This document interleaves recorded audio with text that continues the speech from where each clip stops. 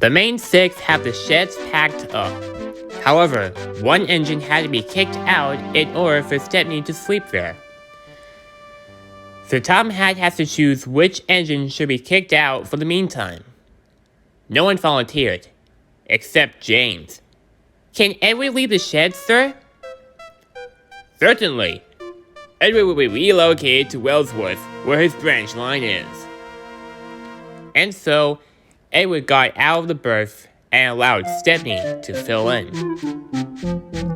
The reason why I kicked Edward out is because he rarely gets any attention or doesn't have a personality, James criticized.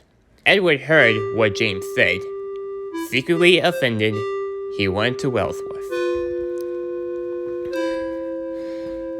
As he approached the station and sheds, Boko was there.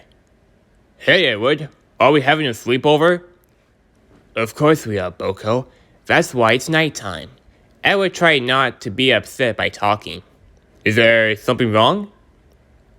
No, nothing's wrong. It's that... Huh? It's the weather, of course, and I don't like to get rusty, Edward lied. Is that why you were called Old Iron? Yes, not exactly. Well, good night, Edward. Night, Boko. The next morning, Edward got out of the sheds early and went straight to Tifma's sheds. As he arrived, the engines were waking up slowly but surely. What, Edward? Percy yawned. At Knapford, Edward was preparing for his train as Thomas puffed in. Good morning, Edward, said Thomas. Morning, Edward glowered. Is there something wrong? Questioned Thomas. It's last night. James flooded me out of the sheds to let Stepney join in, which is fine for me because I have no problem of being kicked out. But what else, James said, what I rarely got any attention and have no personality.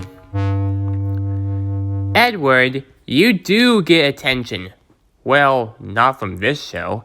Everyone loves you no matter what the attention you get. You do have a personality. You help engines. You're kind. You're old, obviously, Edward sneered. Thomas resumed. You are great. You are number 2. And most importantly, you are one of the first engines I've ever seen on a Sodor. Right you are, consoled Edward. I will still be on your team even when I'm actually not. This made Edward feel better than last night. As he began doing his duties, he began to remember what Thomas said. He's right. I am what I am. A few nights later, it was time for Stepney to leave. Everyone said goodbye, and Stepney went home.